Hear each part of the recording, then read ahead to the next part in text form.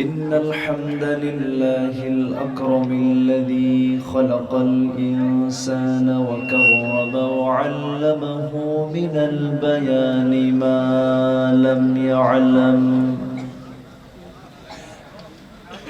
فسبحان الذي لا يحصى امتنانه باللسان ولا بالقلم نشهد أن لا إله إلا الله وحده لا شريك له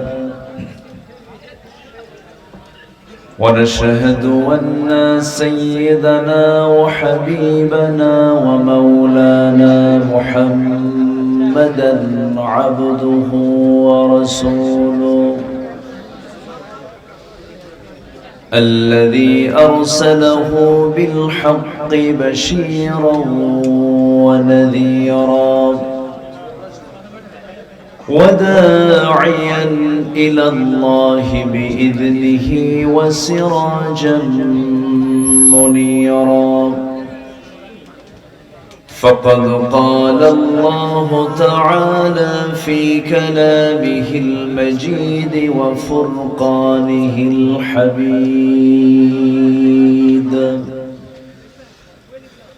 أعوذ بالله من الشيطان الرجيم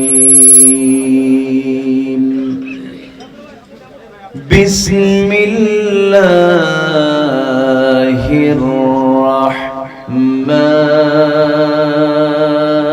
الرحمن الرحيم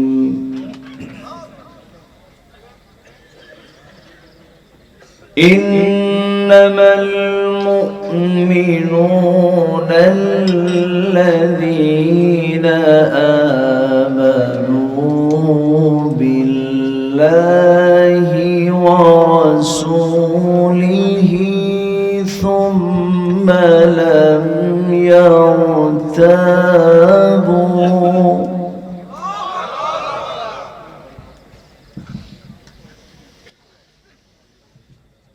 ثم لم يرتابوا وجاهدوا في سبيل الله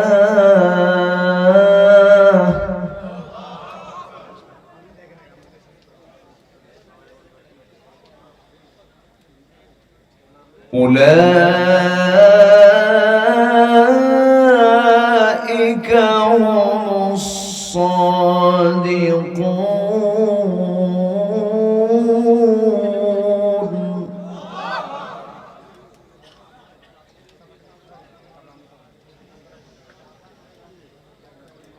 قل أتعلمون الله بدينكم والله يعلم ما في السماوات وما في الأرض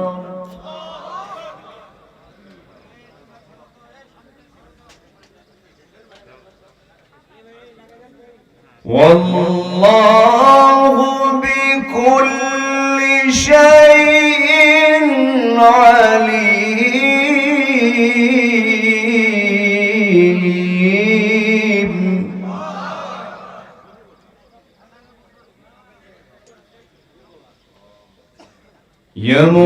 يمنون عليك أن أسلموا قل لا تمنوا علي إسلامكم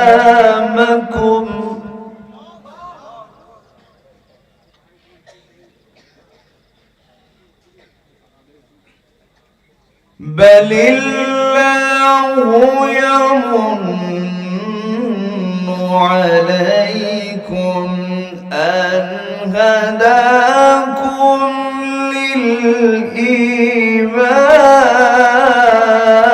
للإيمان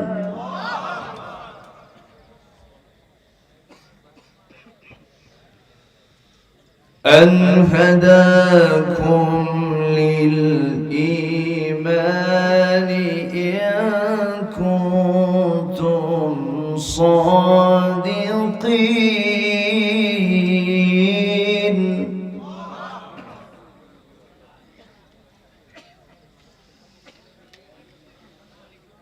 الله أكبر. بسم الله الرحمن الرحيم.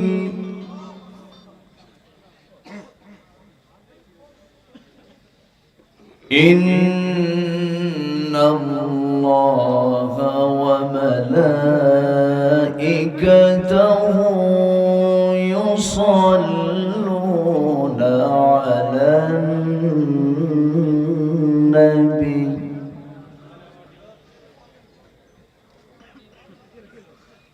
يا أيها الذين آمنوا صلوا عليه وسلموا تسليما. اللهم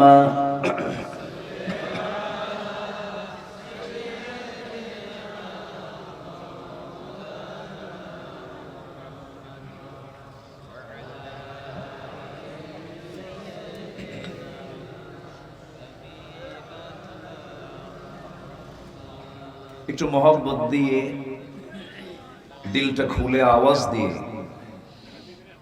একটু ক্লান্তি দূর করার জন্য নবীর প্রেমে মাতোয়ারা হয়ে জবান খুলে সবাই বলুন আল্লাহুম্মা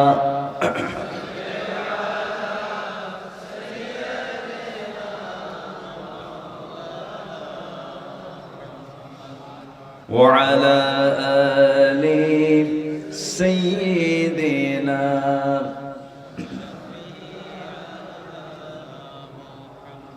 সবাই বলুন বালাগাল উলা বিকামালিহি কাশাফাত তুজা বিজামালিহি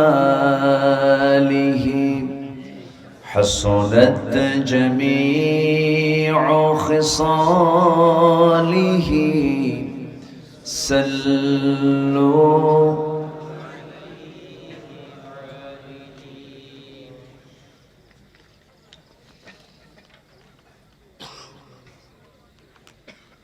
উত্তরবঙ্গের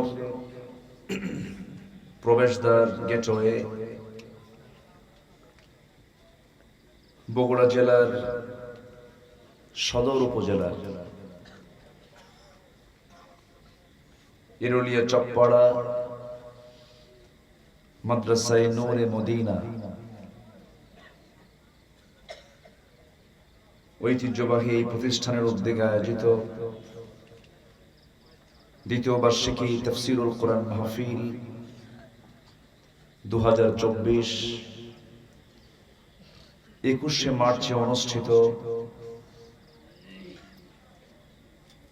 বছরের শ্রেষ্ঠ মাস মাহে রমজানের এই বরকতময় মাসে অনুষ্ঠিত আজকের এই মহৎ আয়োজনের সম্মানিত সুযোগ্য সভাপতি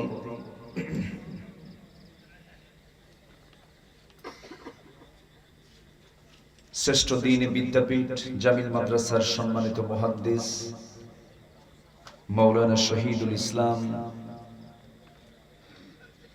আজকের মাহফিলের বরেণ্য প্রধান অতিথি বিশিষ্ট রাজনীতিবিদ সমাজসেবক জনাব সুলতান মাহমুদ খান রনি সাহেব, আজকের মাহফিলে উপস্থিত এক ঝাঁক ওলামা বৃন্দ, বিশেষ করে আমার পূর্বে কথা বলেছেন নন্দিত আলেমে দ্বীন অনর্বর্ষী বক্তা, আমার অত্যন্ত কাছের আমার শ্রদ্ধাভাজন ভাই মাওলানা রুহুল আমিন যুক্তিবাদী, কথা বলেছেন আমার অনুজ খুব সুন্দর কথা বলেন। মুহতারাম মাওলানা আব্দুস সালাম যুক্তিবাদী, কথা বলেছেন হাফেজ মাওলানা শেখ আবু ইউসুফ, এবং আজকের মাহফিলের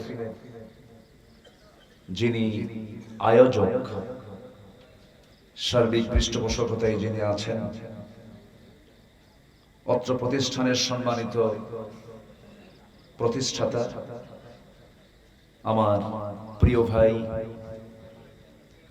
নন্দিত আলেমে দ্বীন, খ্যাতনামা মুফাসসিরে কোরআন মাওলানা গোলাম রব্বানী যুক্তিবাদী হাফিজাহুল্লাহ,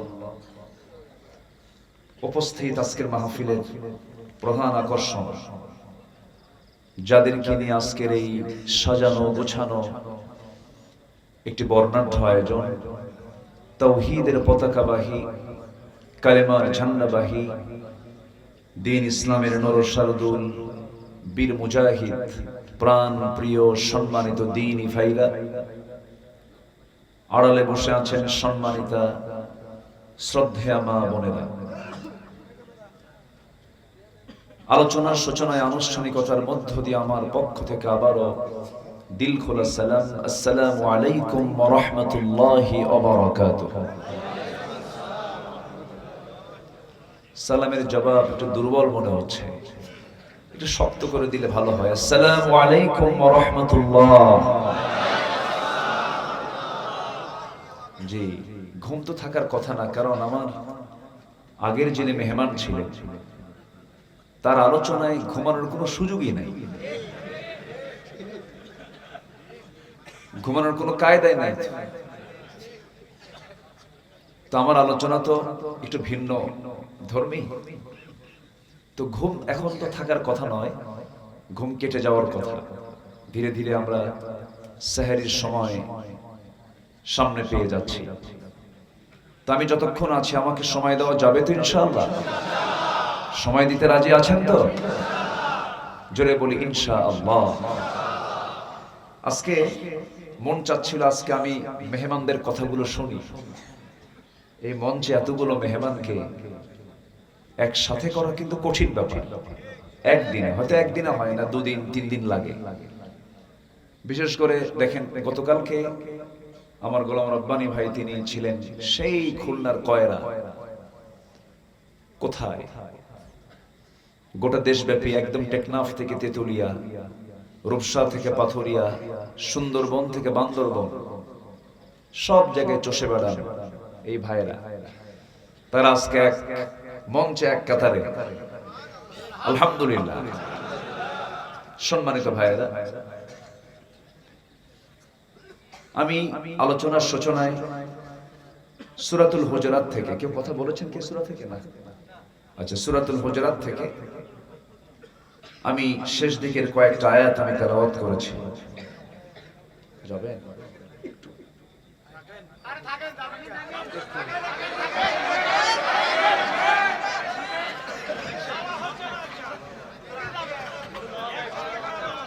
আচ্ছা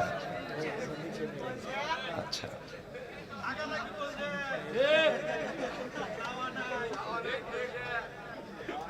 সম্মানিত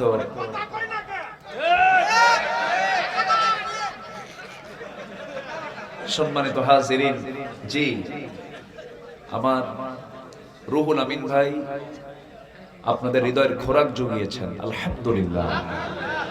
আমি তার আলোচনাটা শুনেছি। তার আলোচনার মূল যে লক্ষ্য, যখন খেলা চলে মাঠে, যখন খেলোয়াড়রা খেলে, বলটা নিয়ে 22 জন খেলোয়াড়ই কিন্তু লড়াই করে, মূল লক্ষ্য গোল দেওয়া, তাই না? তো ওনার আলোচনার ঘুরে ফিরে মূল কেন্দ্রবিন্দু ছিল হলো ইকামতে দ্বীন, আল্লাহর জমিন, আল্লাহর দ্বীন কায়েমের সংগ্রামে নিজেকে একজন তার সৈনিক হিসেবে নিজেকে প্রস্তুত করা। আলহামদুলিল্লাহ, এক একজন তো এক একভাবে বুঝান। আল্লাহ তাআলা এক একজনকে এক এক ধরনের যোগ্যতা দিয়ে দেন। সম্মানিত হাজিরিন, আল্লাহ তাআলা তুমি আমার রুহুল আমিন ভাইকে কবুল করে নাও। জোরে বলি আল্লাহুম্মা আমিন। সম্মানিত ভাইয়েরা, আমি যেখান থেকে কথা বলছিলাম, যেখান থেকে আমি তেলাওয়াত দিয়ে শুরু করেছি, আল্লাহ তাআলা এই জায়গায় বান্দাকে সার্টিফিকেট দিয়েছেন। তিনি বলছেন তোমরা তিনটা কাজ করে আসো, আমি নিজ হাতে তোমাকে আমার দফতর থেকে সার্টিফিকেট দিয়ে দেব। জোরে বলি সুবহানাল্লাহ। তাহলে সার্টিফিকেট কি নোবেল সুইডিশ একাডেমি দিচ্ছে? না, পৃথিবীর কোন দফতর কিন্তু দিচ্ছে না। আল্লাহ নিজে বলছেন আমি নিজে তোমাকে মানে চারিত্রিক সনদ দিয়ে দেব, শুধু তিনটা কাজ করে আসো। সুবহানাল্লাহ। এই তিনটা কাজ আজকে আমরা খুব সংক্ষিপ্ত সময় আমরা শুনবো, যদিও আলোচনার সময়টা এটা নয়। আলোচনার সময়টা হলো, মূল সময়টা হলো বড় জোরে 9টা থেকে 11টা। সেই সময় তো তারাবি থাকে। সেই যৌবনকাল পার করে আমি উঠছি বুড়াখালী, বুঝলেন? এটা বুড়াখালী বলা ছিল। এখন দেখি ভাঙ্গা চূড়া কিছু কথা যদি বলতে পারি, আল্লাহ যেন আমাকে সেই কথাগুলো বলায় দেন যেটা জাতির জন্য প্রয়োজন। শুধু আপনি শুনবেন না কথাগুলো, এই কথাগুলো আপনি আমাকে সহযোগিতা করবেন থেকে, এবং এই কথাগুলো আগামীকালকেই কোটি কোটি মানুষ এই কথাগুলো শুনতে পাবে ইনশাআল্লাহ। তার মাধ্যম হচ্ছে এই মিডিয়াগুলো। আজকে প্রায় শতাধিক মিডিয়া এখানে এসেছে। এই মিডিয়াগুলো আগামীকালকেই মানুষের চোখে চোখে অর্থাৎ হাতে হাতে এই আলোচনাগুলো পৌঁছে দিবেন তারা। আমরা তাদের জন্য দোয়া করি, আল্লাহ তুমি তাদের এই পরিশ্রম, এই মেহনতকে তুমি আল্লাহ দ্বীনের জন্য কবুল করে নাও। সম্মানিত ভাইয়েরা, তাহলে আমরা সার্টিফিকেটের জন্য কত ব্যস্ত হয়ে পড়ি। যদি আমার একটা অক্সফোর্ডের সার্টিফিকেট থাকতো, কেমব্রিজের যদি একটা সার্টিফিকেট থাকতো, একটা যদি পিএইচডি ডিগ্রি থাকতো, অনেকের কত স্বপ্ন থাকে, কিন্তু আল্লাহ তাআলা সহজেই বলছেন আমি তোমাকে নিজে সার্টিফিকেট দেব, তোমাকে কিছু কাজ করতে হবে। এর মধ্যে এক নাম্বার কাজ হলো ঈমান আনতে হবে। কি আনতে হবে বলেন তো? এখানে কি ঈমান ছাড়া কেউ আছেন? বেঈমান কেউ আছেন কি? সবাই তো আমরা ঈমান এনেই ফেলছি। কিন্তু আল্লাহ তাআলা আবার দেখেন ঈমানদারকে ডাক দিয়ে আবার বলছেন ঈমানদাররা ভালো করে ঈমান আনো, এমন হুকুম আছে না নাই? আবার ঈমানদারকে ডাক দিয়ে আরেক জায়গায় বলছেন মুসলমান না হয়ে মরো না। তাহলে আমি ঈমান এনেছি শুধু এতটুকু বললাম আর আমি নাজাত পেয়ে যাব না। ঈমান এনেছি মানে কি? আমার এই দেহটা, আমার এই জীবনটা হিংস্র জন্তুর সামনে আমি সোপর্দ করে দিয়েছি। হিংস্র জন্তু আছে না নাই? আছে না? আমার কথা বুঝতেছেন কিনা জানি না। আমাদেরকে খেয়ে ফেলার মতো, নিঃশেষ করে দেওয়ার মতো, ঈমানদারদের জীবনকে নাস্তানাবুদ করার জন্য কিছু হিংস্র হায়না জন্তু আছে না নাই? আল্লাহ রাব্বুল আলামিন বান্দাকে নিজেই প্রশ্ন করছেন আহাসিবান নাস আইয়ুতরাকু আইয়াকুলু আমান্না ওয়া হুম লা ইফতানুন।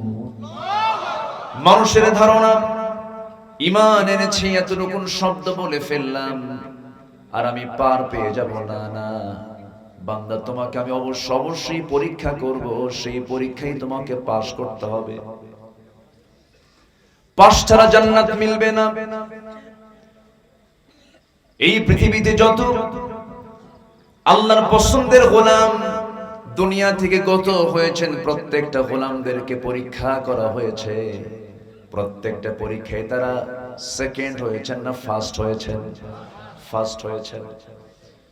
জাতির পিতার দিকে যদি তাকাই, আল্লাহ রাব্বুল আলামিন তার ব্যাপারে বলছেন وَإِذِ ابْتَلَى إِبْرَاهِيمَ رَبُّهُ بِكَلِمَاتٍ فَأَتَمَّهُنَّ। নবী হে, আপনি চিন্তা করেন কেন আমি যে সময় আমার খলিল ইব্রাহিমকে অসংখ্য পরীক্ষা করেছিলাম, প্রত্যেকটা পরীক্ষায় আমার খলিল ইব্রাহিম ফাতাম্মাহুন্না, প্রত্যেকটা পরীক্ষায় তিনি ফার্স্ট ক্লাস ফার্স্ট হয়েছেন। জোরে বলি সুবহানাল্লাহ। তাহলে ঈমান আনা মানে পরীক্ষার মুখোমুখি হয়ে যাওয়া। আজও দুনিয়াতে পরীক্ষা দিয়ে ঈমান টিকে রাখতেছেন এমন জানবাজ ঈমানদার আছে না নাই? একটু তাকান ফিলিস্তিনের দিকে, ছোট্ট ছোট্ট বাচ্চাগুলো ইসরায়েলি সৈন্যের সামনে বুকের বোতাম খুলে দিয়ে বলে, কয়টা গুলি চালাবি চালা, ফিলিস্তিন আমাদের, বাইতুল আকসা আমাদের। বুকের তাজা রক্ত ঢেলে দিচ্ছে, বুকের বোতাম খুলে দিচ্ছে। আবার কিছু আলেম নামের কলঙ্ক আছে যারা ওই ইহুদি খ্রিস্টানদের পা চাটা গোলাম। আছে না নাই? সালাউদ্দিন আইয়ুবী, সালাউদ্দিন আইয়ুবী রাহমাতুল্লাহ আলাইহি, যিনি বাইতুল আকসাকে ইহুদি মুক্ত করার পর 3000 আলেমকে তিনি নিজে হত্যা করেছিলেন। কেন? এটার মূল কারণ হলো তারা শুধু সমাজে তাদের পরিচিতি ছিল আলেম, কিন্তু তারা মূলত ছিল হলো ইহুদি খ্রিস্টানদের পা চাটা গোলাম। এরকম তো এখন সমাজে নাই। আসতে বলে, আসতে বলবেন না, আছে না নাই? ইমানদার মানে কি মাথায় টুপিতে পড়া? ইমানদার মানে কি শুধু মাথায় মুখে দাড়ি রাখা? না। ইমানদারের পরিচয় বাহ্যিক কোন সূরতের সঙ্গে ইমানের কোন সম্পর্ক নেই। মূলত আবু জেহেল জুব্বা পরতো, আবু জেহেলের যে পোশাক আর আমার নবীর যে পোশাক, আরবের যে পোশাক, আমার নবীর এবং আবু জেহেলের পোশাকের মধ্যে কোনো তফাৎ ছিল না। অনেক বিধর্মী আছে যাদের মুখে দাড়ি আছে, আছে না নাই? আচ্ছা, আমি দাড়িকে ইনকার করছি না, আমি পোশাককে ইনকার করছি না, আমি সুন্নাহকে অবশ্যই সম্মান করছি। কিন্তু আলেমের পরিচয় দিয়ে আপনার ভূমিকা হবে হলো জালেমদের মতো ইসলামকে নিভিয়ে দেবার জন্য যুগে যুগে এরকম মুনাফিক চক্র ছিল, এখনো আছে না নাই? এজন্য আমি প্রায় বলি, ঈমান যদি এনে থাকি শত্রু আগে চিনতে হবে। আমাদের শত্রু আছে না নাই? ঈমানদারের শত্রু জীবনে আছে না নাই? শত্রুগুলো কারা কারা এটাও আজকে আমরা আলোচনার মধ্যে শিখে নেব। জোরে বলি ইনশাআল্লাহ। আমি রুহুল আমিন ভাইকে আমি ছুটি দিতে চাই, কারণ এর কারণ কি জানেন?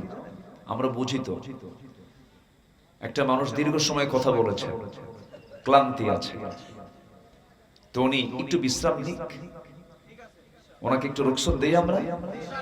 কি মনে করেন আপনারা? কি অনুমতি দিলেন তো? আচ্ছা, জি, আবেগ তো সব জায়গায় প্রয়োগ করা যায়। ঠিক আছে ভাই, জি জি ইনশাআল্লাহ।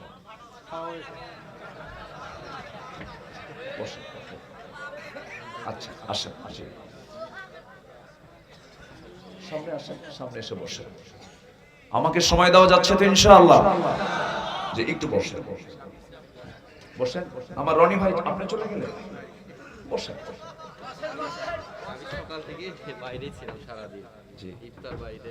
একটু বসেন, আপনাকে থাকতে হবে, একটু বসেন, একটু বসেন। এই তো আমি সামান্য সময় কথা বলি, শেষ করে দেব ইনশাআল্লাহ। আপনারা কষ্ট পাচ্ছেন না তো? আপনার সামনে থেকে আবার উঠে কে উঠতেছেন নাকি? কে উঠবেন না, একটু বসেন। একটু আমরা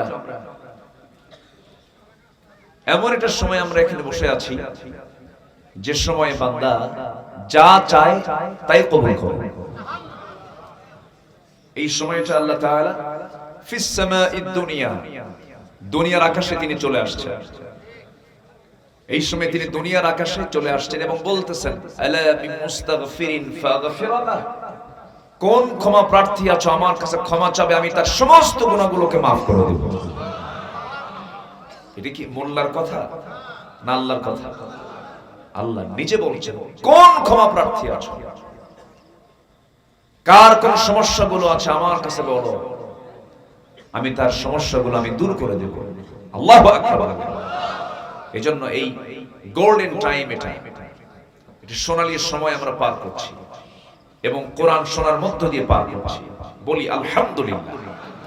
সে টাইমটা শুধু 12টা যখন বাজে, জাস্ট ফজরের আগ পর্যন্ত, এই টাইমটা হলো 24 ঘন্টার মধ্যে একটা গোল্ডেন টাইম, যে টাইম আল্লাহ তাআলা আমাকে মাফ করার জন্য আল্লাহ তাআলা 7 আসমান উপর থেকে, আরশে আজিম থেকে তিনি প্রথম আকাশে চলে আসেন।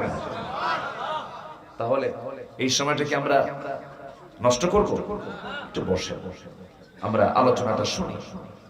সার্টিফিকেট দিবেন কে? আমরা কার কাছ থেকে সার্টিফিকেট নেব?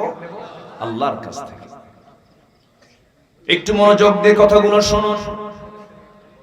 আল্লাহ রাব্বুল আলামিন সুন্দর করে বলেছেন সূরাতুল হুজুরাত, ইন্নামাল মুমিনুনা আল্লাযীনা আমানু বিল্লাহি ওয়া রাসূলিহি সুম্মা লাম ইয়ারতাবু وجاهدوا بأموالهم وأنفسهم في سبيل الله أولئك هم الصادقون জোরে বলুন আল্লাহু আকবার।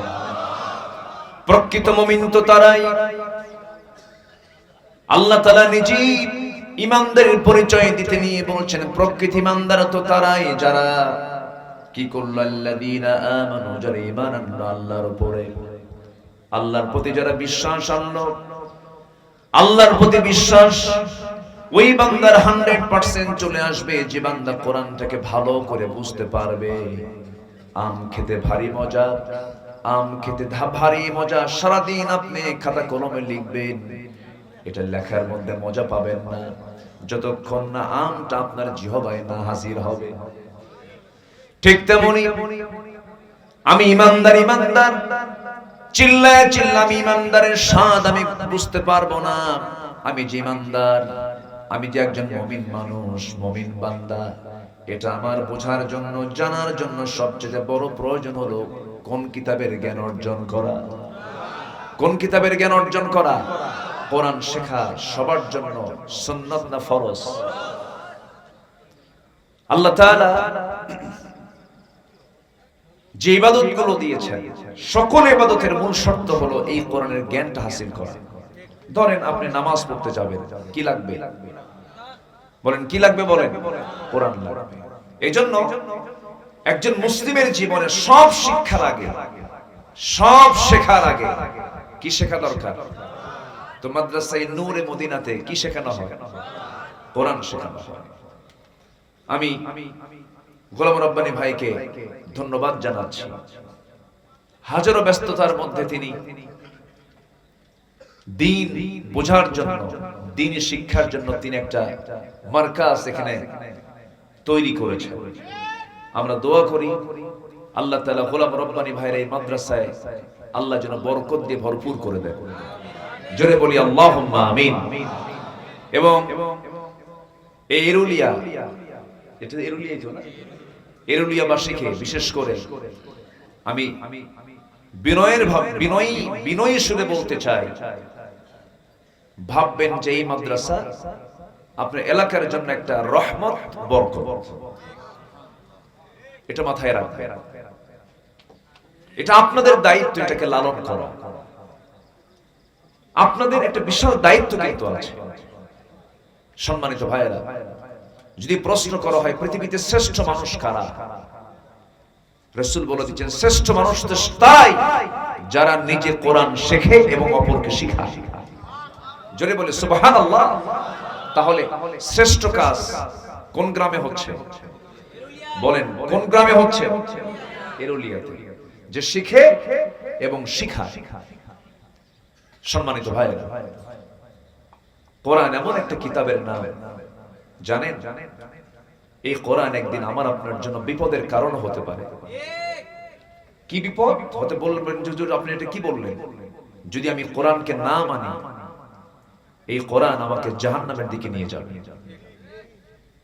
কোরআনকে যদি না বুঝি, আমাকে জাহান্নামের দিকে নিয়ে যাবে। কারণ আমরা দিনের বেলা এখন কি রাখি? কোন ইবাদত করি? সিয়াম।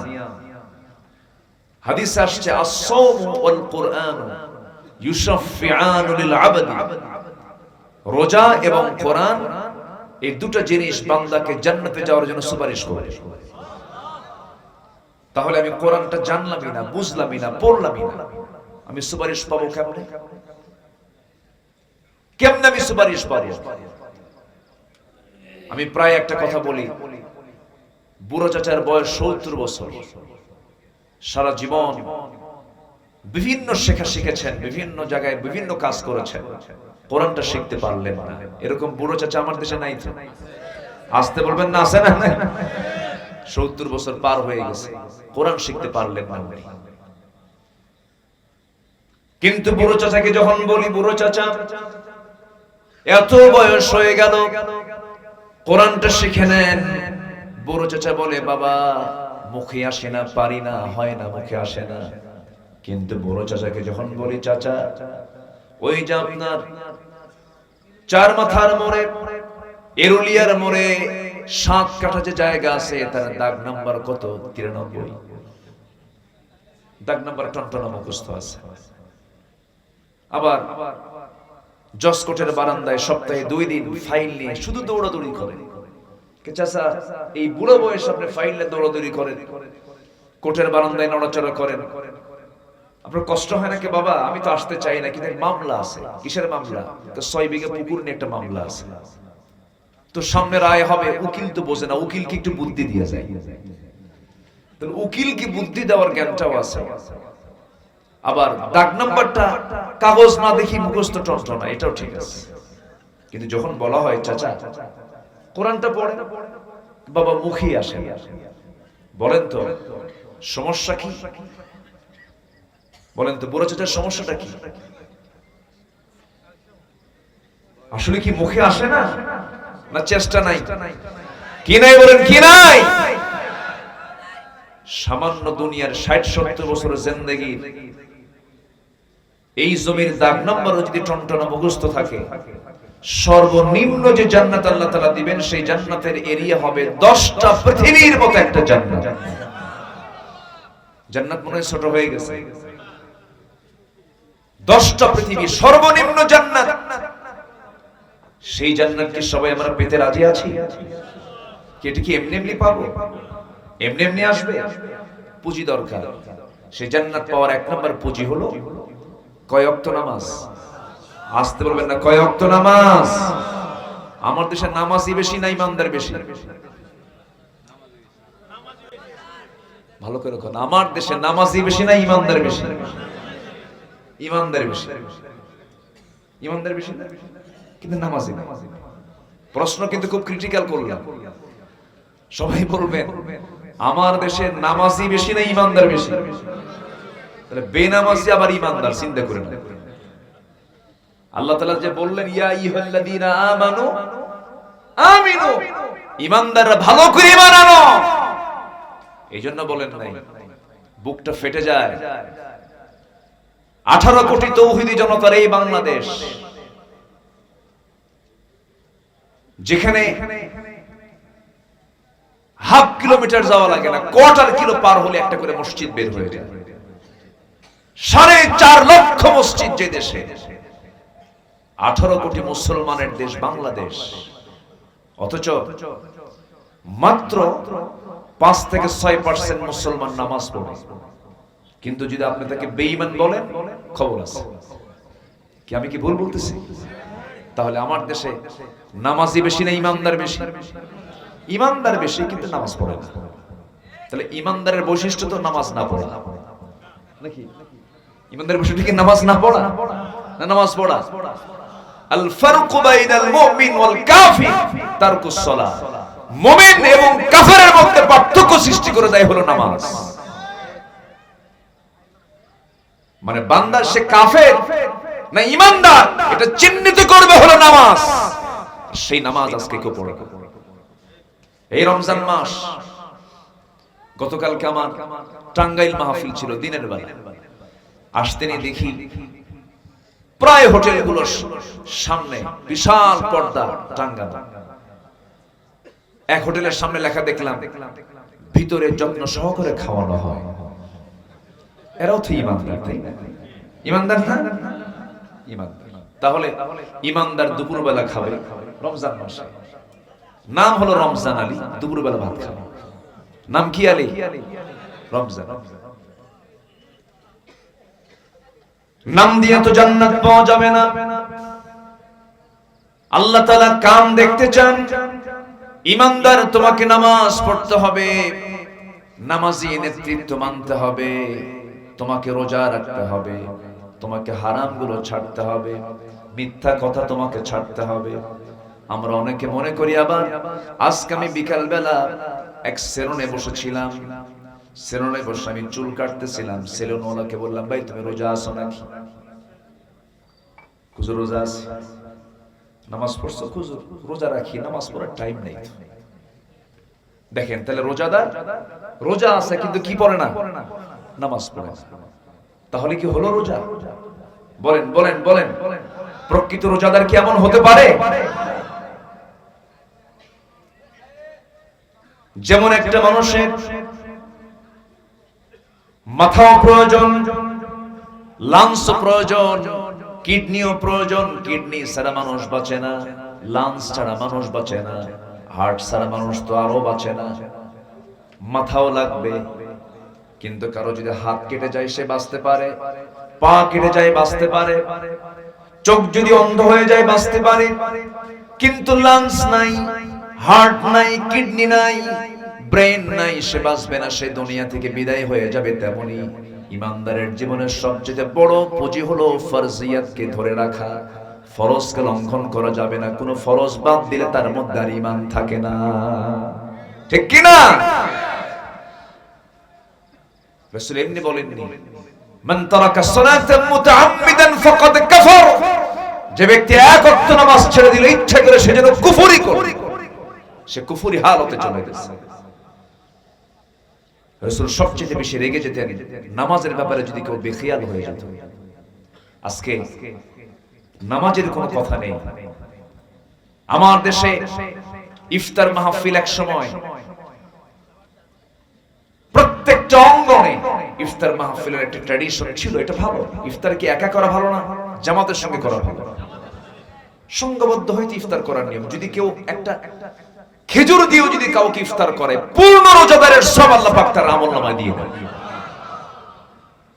প্রাচ্যের অক্সফোর্ড নামে খ্যাত Oxford of the east, university of Dhaka, আমি সেই ঢাকা ইউনিভার্সিটির ছাত্র, আমি নিজেও ছিলাম। সেই ইউনিভার্সিটিতে ক্যাম্পাসের সামনে ছাত্ররা ইফতার পার্টির আয়োজন করেছে। ইফতার পার্টির আয়োজন কেন করলো? শোকজ করা হয়েছে। আমরা তো এমন বাংলাদেশ আমরা দেখতে চাইনি। ইফতার মাহফিলকে শোকজ করা হবে, ইফতার মাহফিলকে নিয়ে কথা বলা হবে, ইফতার মাহফিল করা যাবে না, এমন জাতীয় কথা তাদের মুখের থেকে বের হয় যাদের মধ্যে ঈমানের গন্ধ খুঁজে পাওয়া যায় না। সম্মানিত ভাইরা, সম্মানিত বন্ধুগণ, তাহলে আমরা যেহেতু ঈমান এনেছি, সবার কাছে আমার প্রথম একটা প্রস্তাব থাকবে, দাবি থাকবে, জীবনে কি আমরা কেউ নামাজ কাজা করব? নামাজ কেউ ছেড়ে দেব? 5 ওয়াক্ত নামাজ পড়তে রাজি আছি সবাই আমরা? রমজান মাসের রোজা রাখবো, জোরে বলি ইনশাআল্লাহ। রোজা রাখা কি? আরো জোরে, রোজা রাখা কি? রোজা ভাঙ্গা কি? বলেন, রোজা ভাঙ্গা কি? রোজা ভাঙতে তো পারে না। ইচ্ছা করে রোজা রাখা, ইচ্ছা করে রোজা ভাঙ্গা চরম গুনার কাজ, বড় গুনার কাজ, কবিরা গুনার কাজ। কিন্তু আবার রোজা ভাঙ্গাও কিন্তু আপনার জন্য জরুরি। বিশেষ সময়, কোন সময়? বিশেষ সময় আপনি অসুস্থ, আল্লাহ তাআলার দয়া বান্দার উপরে কম না বেশি?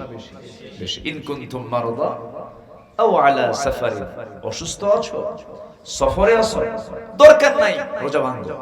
কার কথা? আসতে বলবেন না, কার কথা? আল্লাহ কি রোজা রাখতে নিয়ে মরতে বলছেন? আল্লাহ বলছেন তুই সুস্থ আছিস, তুই সবল আছিস, মুসাফির না, রোজা রাখ। অসুস্থ, রোজা রাখার দরকার নেই। সুবহানাল্লাহ বলবেন না? আচ্ছা, বাবা তার ছেলে কি কম ভালোবাসে না বেশি ভালোবাসে? তার চাইতে আল্লাহ তার বান্দাকে কম না বেশি? আরো ভালোবাসে। শুধু বেশি না, অনেক বেশি। আল্লাহ তো বোঝেন বান্দা অসুস্থ হতে পারে, রোজা রাখার দরকার নেই, রোজা রাখুন, পরে যখন সুস্থ হবে আবার রোজা রেখে দেবে। যেরকম সুবহানাল্লাহ, কি দয়া তার। আমার বন্ধুগণ, রোজা ভাঙ্গা যাবে না। এক সাহাবী রোজা অবস্থায় দিনের বেলা স্ত্রী সহবাস করেছেন। স্ত্রী সহবাস করা কি রোজা অবস্থায় কি বলেন হালাল না হারাম? স্ত্রী হালাল হলেও রোজা অবস্থায় সহবাস করা হারাম, গুনার কাজ, করা যাবে না, নিষিদ্ধ এটা। কিন্তু সাহাবী এমন একটা কাজ করে ফেলছে, নিজের স্ত্রী তো, বৈধ স্ত্রী। আমার ওয়াজ শুনতে মনে আপনাদের কষ্ট হচ্ছে মনে হয়। তো সহবাস করার সঙ্গে সঙ্গে তিনি আবার তওবা করে ফেলেছেন, চোখের পানি ফেলে কাঁদছেন। নবীর কাছে গিয়ে আস্তে আস্তে করে জড়সড় হয়ে বসে বলতেছে, হুজুর কাম তো সারছি, কি করছো? হুজুর আমি তো রোজা অবস্থায় দিনের বেলা আমি স্ত্রী সহবাস করে ফেলছি। রাসূল বললেন, তাহলে 60টা রোজা রাখো। তাহলে কাফারা এক রোজার বিপরীতে তাকে কয়টা রোজা রাখতে হবে? তাও একটা বাদ দিলে হবে না, মাঝখানে একটা বাদ দিলে আবার সেখান থেকে নতুন করে গুনতে হবে। তাহলে এক টানা এক রোজার জন্য কাফারা হলো কয়টা রোজা? 60টা। সাহাবী বলে, হুজুর আপনি আমার বডির দিকে তাকায় দেখেন তো, আমি পারবো? আমার রাসূল মুস্কি হাসি মারলেন, সুবহানাল্লাহ বলুন। হুজুর আমার পক্ষে সম্ভব নয়, একটানা রোজা আমি রাখতে পারবো না। রাসূল বললেন, তাহলে তুমি 60 জন মিসকিনকে দুবেলা করে খাবার খাওয়ায় দাও। হুজুর আমার মতো ফকির কেউ আছে নাকি? আমার তো নিজের বাড়িতেই খাবার নাই, ফকিররে খাওয়াবো কখন? আমি দিতে পারবো না। ফিদিয়াতু তুআমু মিসকিন, এটা আমার পক্ষে সম্ভব নয়। রাসূল চুপ মেরে গেলেন, সে খাওয়াতেও পারবে না, রোজাও রাখতে পারবে না। রাসূল আর কি বলবেন, চুপ মেরে আছেন। এমন সময় একজন সাহাবী এক কার্টুন ভর্তি খেজুর নিয়ে এসে নবীর সামনে দিয়ে বলছেন, হুজুর হাদিয়া স্বরূপ দিয়ে গেলাম। এক কার্টুন খেজুর রাসূল নিয়ে বলেন, ও সাহাবী, যেহেতু তোমার কোনো সামর্থ্য নাই, তুমি যেহেতু একটা রোজা নষ্ট করে ফেলেছো, এই যে এতগুলো খেজুর আমাকে দিয়ে গেল, এই খেজুর তোমাকে দিলাম, তুমি দুস্থ অনাথ যে সমস্ত গরিব মানুষগুলো আছে তাদেরকে তুমি এটা দান করে দাও, এটা তাদের মাঝে বন্টন করে দাও। হুজুর আমার জানা মতে আমার চাইতে বড় ফকির এই এলাকায় আর কেউ নাই, আমার বাচ্চাগুলো না খাওয়া আমি কারে দেব? রাসূল এক পর্যায়ে বলেই ফেলেন, যা তুই নিয়ে যা, তুই খা, তোর পরিবারকে খাওয়া, যা। জোরে কোন সুবহানাল্লাহ। কষ্ট হচ্ছে আপনাদের? আমার ভাইয়েরা, ইচ্ছা করে রোজা ভাঙ্গা যাবে না। আরেকটা হাদিসের কথা আমার মনে হয়ে গেল, আপনি যে রোজা ভাঙবেন 1000 বার আপনাকে এই হাদিসের কথা মনে করা উচিত। একজন সাহাবী আমার নবীর সামনে বসে আছেন, রাসূল হাদিসটা বর্ণনা করছেন। আমার নবীজি বলেন, রাতের বেলা আমি ঘুমিয়ে পড়লাম, স্বপ্নের মধ্যে দেখি দুজন ফেরেশতা আমাকে এসে ধরলেন, স্বপ্নের মধ্যে আমাকে নিয়ে গেলেন। নবীদের স্বপ্ন মিথ্যা না সত্য? মিথ্যা না সত্য? আর আমার আপনার স্বপ্ন সত্য হতে পারে, মিথ্যাও হতে পারে। ইন্নী আরা ফিল মানামি আন্নী আযবাহুক, ইন্নী রাআইতু 11 কাওকাবা ওয়াশ শামসা ওয়াল কমারা রাআইতুহুম লি সাজিদিন। নবীরা যে স্বপ্নই দেখেছেন সেটাই হলো সত্য স্বপ্ন। রাসূল বলছেন, স্বপ্নের মধ্যে আমাকে দুজন ফেরেশতা নিয়ে চলে গেল, একটা পাহাড়িয়া উঁচু পাহাড়ের উপরে আমাকে উঠানো হলো। আমি দেখতে পেলাম স্বপ্নের ভিতরে কোন এক আল্লাহর বান্দাকে উপর করে উল্টা করে 2 পা বেঁধে উপরে তাকে বেঁধে রেখেছে, মাথাটা নিচের দিকে, পাটা উপরের দিকে,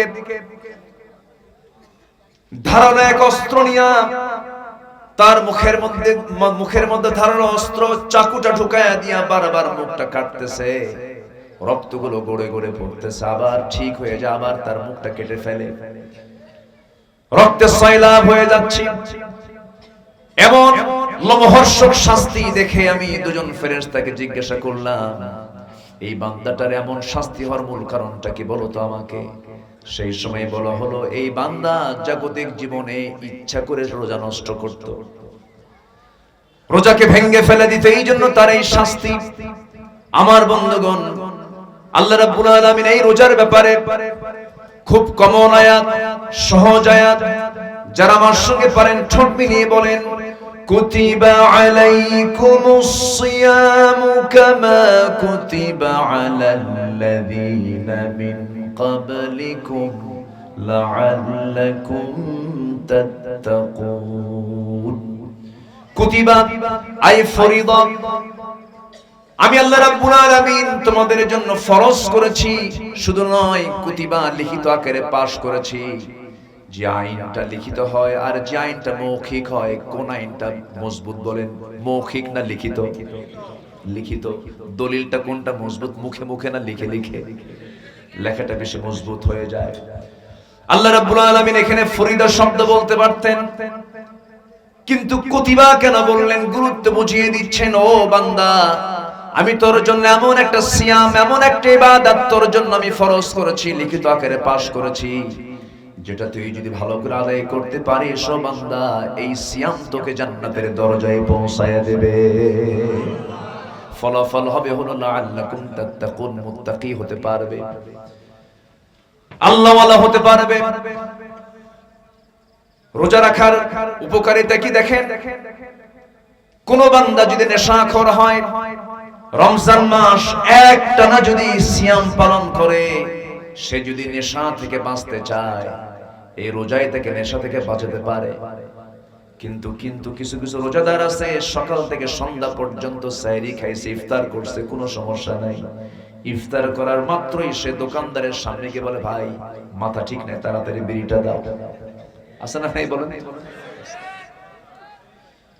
কিন্তু আপনি পারবেন এই রমজানের মধ্য দিয়ে সকল বদ নেশা দূর করতে? আপনি পারবেন মিথ্যা কথা ছেড়ে দিতে? রোজা অবস্থায় মিথ্যা কথা বললে পরে রোজা কবুল হবে না, সবাই আমরা জানি এটা। হয়তো আমরা অনেকে মনে করি আবার এরকম, খাবো না, স্ত্রীর সামনেও যাবো না, স্ত্রীর সহবাস করবো না, এটাই তো আমার রোজা। ভুল কথা। শুধু না খেয়ে থাকার নাম রোজা নয়, স্ত্রীর সম্পর্ক না করার নাম রোজা নয়। রাসূল বলেছেন, মাল্লাম ইয়াদা কাওলা যুর ওয়াল আমাল বিহি ফালাইসা লিল্লাহি হাজাতুন ফি আন ইয়াদা তুআমাহু ওয়া শারাবাহু। সে লোকের রোজা রাখার কোনো প্রয়োজন নাই যে বান্দা রোজা রেখে মিথ্যা কথা ছাড়তে পারলো না, বাজে কাজ ছাড়তে পারলো না, শুধু না খেয়ে থাকলো, তার পুরস্কার আল্লাহর দরবারে কিছু নাই। নাউজুবিল্লাহ। আসেন দোয়া করে দিই নাকি? রাগ করতেছেন নাকি আপনারা? একটু বসেন, একটু বসেন। আমরা একসঙ্গে আজকে এখানে শেষ দোয়ায় শামিল হব। জোরে বলি ইনশাআল্লাহ। আমি জানি সবকিছু থেকে সময় লাগে, সময় থাকে, শেষ সময় তো শেষ ক্লাস একটু কঠিন। আপনার কষ্ট হচ্ছে না তো? থাকে একটু। আমার সময়টা যে ব্যয় করছে কোরআনের জন্য, এই কোরআন একদিন আমার আপনার জন্য সুপারিশ করে। আল্লাহু আকবার বলেন। তাহলে রোজা রাখা শুধু না খেয়ে থাকার নাম নয়, কথা না বলাও রোজা। কথা না বলাও রোজা। কোন কথা বলেন? কি কথা বলেন? মিথ্যা কথা, ফাহেশা কথা, বাজে কথা। একজন মহিলা যার কোনো স্বামী ছিল না, কিন্তু আল্লাহ তাআলা তার গর্ভে একটা সন্তান দিয়েছিলেন। সেই সন্তান আল্লাহর নবী ছিলেন। তিনি এখনো মারা যাননি, তিনি আসমানে আছেন, আবার আসবেন। সেই নবীর নাম কি? আর তার মার নাম কি? মারিয়াম। তিনিও রোজা রেখেছেন। অর্থাৎ তাহলে বোঝা গেল রোজা শুধু এখনকার না আগেকার? দাউদ আলাইহিস সালাতু ওয়াস সালাম কার বাপ বলেন? কোন নবীর বাপ বলেন? এগুলো মুখস্থ রাখা উচিত প্রত্যেকটা মুসলমানের। কিন্তু মুসলমান কি মুখস্থ রাখে জানেন? সবচেয়ে বড় উইকেট কিপার কে? সবচেয়ে বড় বোলার কে? উইকেট পাইছে কোন বোলার সবচেয়ে বেশি, তাই না? এগুলো। তাহলে দাউদ আলাইহিস সালামের সন্তান কে? সুলাইমান। সুলাইমান ইবনে দাউদ, দাউদের ছেলে হচ্ছে সুলাইমান আলাইহিস সালাম বাবাও রাষ্ট্রনায়ক, ছেলেও রাষ্ট্রনায়ক, এমন রাষ্ট্রনায়ক, এত বড় শাসক কিয়ামতের আগে আর আসবে না। আল্লাহু আকবার। সম্মানিত ভাইরা, দাউদ আলাইহিস সালাম তিনি রোজা রাখতেন একদিন পর পর, একদিন রাখতেন একদিন ভাঙতেন, একদিন রাখতেন একদিন ভাঙতেন। তাহলে রোজা কি এখনকার না আগেকার? মিন ক্বাবলিকুম লাআল্লাকুম তাত্তাকুন, আগেও রোজা ছিল, এখনো রোজা আছে।